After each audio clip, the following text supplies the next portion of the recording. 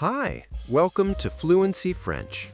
Before we begin, we recommend following a simple method to maximize your learning, comprehension, and retention of the content. First, watch the entire lesson with subtitles. Then, listen to it a second time while following the translation. Finally, listen to it a third time without subtitles and without translating. Repeat the lesson as many times as necessary until the expressions, sounds, and meanings become natural to you. Consistency and repetition are the keys to true fluency. Enjoy the lesson and happy learning. Il est 7 heures du matin. La ville de Lyon dort encore. Les rues sont vides, les cafés sont fermés et Lucas a un grand problème. Mon téléphone est mort. Mon portefeuille est à la maison. Et mon train part dans 40 minutes. Lucas regarde autour de lui. Il est dans la rue, il fait froid, il a faim et il a 1 seul euro dans sa poche. D'accord. Je dois trouver une solution. Je dois trouver une solution maintenant. Bonjour à tous et bienvenue sur Fluency French. Je suis Lucas et cette histoire, c'est mon histoire. Une vraie histoire. Un vrai matin à Lyon avec un vrai problème et une valise très lourde. Bonjour à tous de ma part aussi. Je suis Sophie et dans cet épisode de Fluency French, je vais raconter l'histoire de Lucas, en français, niveau A1. Des phrases simples, des mots du quotidien et beaucoup de suspense. Vous pouvez répéter les phrases avec nous. Chaque scène a un moment de pratique. Écoutez d'abord, puis répétez. C'est comme ça qu'on apprend une langue pour de vrai. Avant de commencer, écrivez dans les commentaires « Est-ce que vous avez déjà raté un train ou un avion ?» Racontez-nous, on va lire tous vos commentaires. L'histoire commence la veille, le lundi soir. Lucas est à Lyon pour le travail. Il a un appartement pour 3 jours. Il a une réunion le mardi matin à Paris. Alors le lundi soir, il prépare sa valise. Je mets mes vêtements dans la valise, je mets mon ordinateur dans le sac, je mets mon téléphone à charger, tout est prêt, je me couche. Répétez ces phrases du soir. Je mets mes vêtements dans la valise. Je mets mon téléphone à charger. Tout est prêt, je me couche. Très bien. Le lendemain matin, Lucas se réveille. Il regarde le plafond, il pense « il est 7 heures. 7 heures? Mon train est à 7h50. » Lucas saute du lit, il prend sa valise, il prend son sac, il court vers la porte et là, il réalise. Mon téléphone est mort, il n'a pas chargé, la prise ne fonctionnait pas. Répétez ce vocabulaire du matin. Je me réveille, je saute du lit, je prends ma valise, je cours vers la porte. Bravo! Lucas sort de l'appartement. Il court dans la rue. Il a sa valise d'une main et son sac de l'autre. Il cherche un taxi. Il ne voit pas de taxi. Il cherche un bus. Il ne voit pas d'arrêt de bus. Il s'arrête. Il respire. D'accord, je me calme. La gare est à combien de minutes d'ici? Je ne sais pas. Mon téléphone est mort. Je n'ai pas de carte. Je ne connais pas la ville.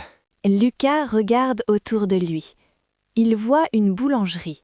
La lumière est allumée. Il y a quelqu'un à l'intérieur. Lucas traverse la rue et il pousse la porte. Répétez ces actions. Je me calme. Je traverse la rue. Je pousse la porte. Je cherche un taxi. Je ne vois pas de taxi. Super. Partie 5, à la boulangerie. La boulangerie s'appelle Chez Paulette. Elle sent bon. Il y a du pain frais. Il y a des croissants.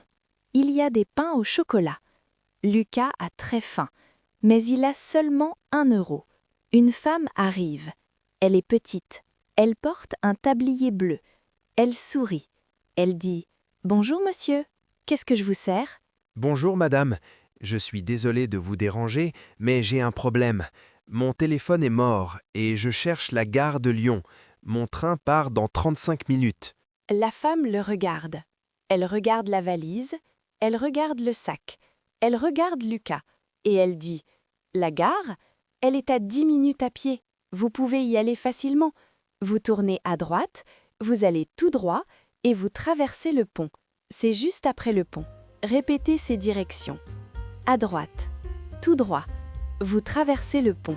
C'est juste après le pont. » Ces phrases sont essentielles pour se débrouiller dans une ville française. Merci beaucoup, madame. C'est très gentil.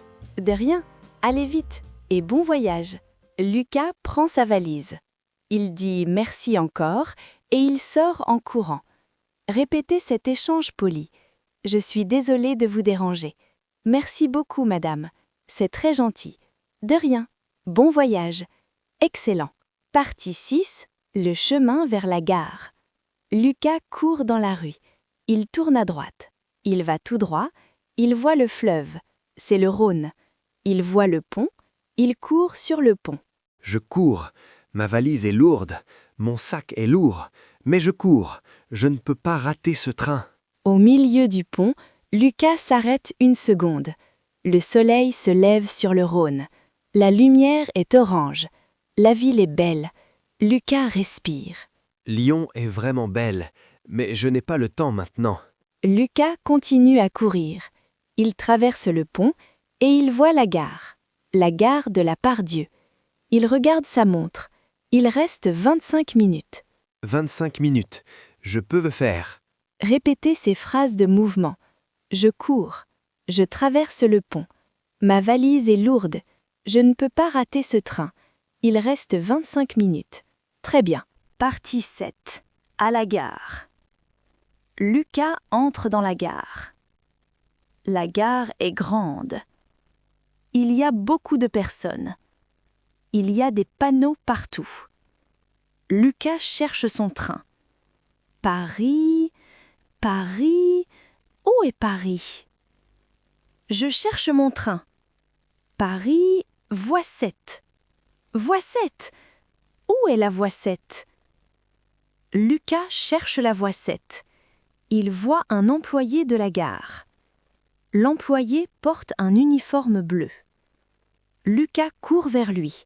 « Excusez-moi, monsieur, le train pour Paris, voie 7, où est-ce, s'il vous plaît ?»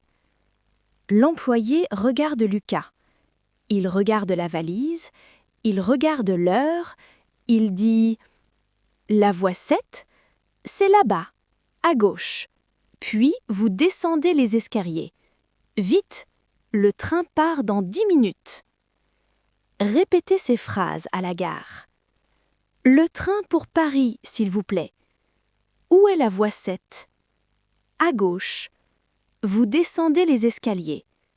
Le train part dans 10 minutes. Ces phrases peuvent vraiment vous sauver en voyage. Merci beaucoup, merci. Lucas court. À gauche. Les escaliers. La voie 7. Et il voit le train. Le train est là. Les portes sont ouvertes. Un employé est à la porte. Il regarde Lucas arriver en courant.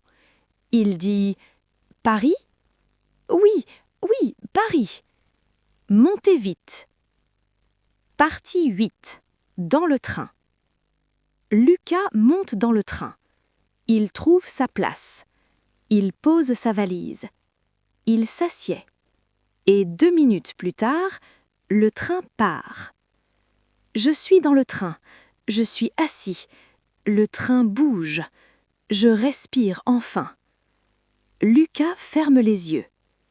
1 minute, 2 minutes, et puis il entend une voix. C'est la voix de son voisin. Un jeune homme est assis à côté de Lucas. Il a environ 20 ans. Il porte des écouteurs. Il dit à Lucas « Ça va? Vous avez l'air d'avoir couru. »« Oui, j'ai failli rater le train. J'ai eu très peur. »« Mais vous êtes là, c'est l'essentiel. »« Oui, je suis là, et je suis très content d'être là. » Répétez ces phrases d'émotion. J'ai eu très peur. Mais vous êtes là, c'est l'essentiel. Je suis très content. Ces expressions sont parfaites pour parler de vos émotions en français. Le jeune homme sourit. Il tend la main. Il dit « Je m'appelle Thomas. Je vais à Paris aussi. Vous allez où à Paris ?»« Je m'appelle Lucas. Je vais à une réunion dans le 15e arrondissement. »« Super! Moi, j'habite dans le 13e. On peut prendre le métro ensemble si vous voulez. »« Avec plaisir. Et est-ce que vous avez un chargeur ?